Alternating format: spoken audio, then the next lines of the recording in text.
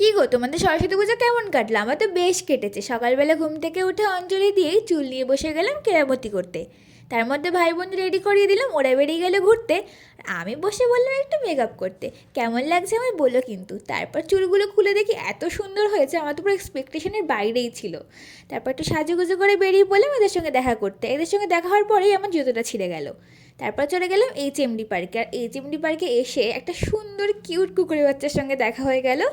দেন দেখা হলো একটা ব্লগারের সাথে, তারপর তুলিকা দিয়ে এলো। সবাই মিলে চলে গেলাম একটু মাকে দর্শন করতে। মাকে দর্শন করার পর এত খিদে পেয়ে গেছিলো যে চলে গেলাম একটু আলু কাবলি খেতে।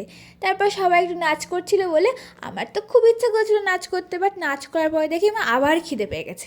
তাই চলে গেলাম বসে এটা গ্রিন লিফ রেস্টুরেন্টে। এখানে খাবারগুলো এত সুন্দর ছিল কি বলবো। চিকেন ললিপপটা তো খুব সুন্দর ছিলই, তাছাড়া এগ ফ্রাইড রাইস আর চিলি চিকেনের কম্বোটা মাত্র 120 টাকা, অসাধারণ ছিল। তো চলো আজকের মতো বাই।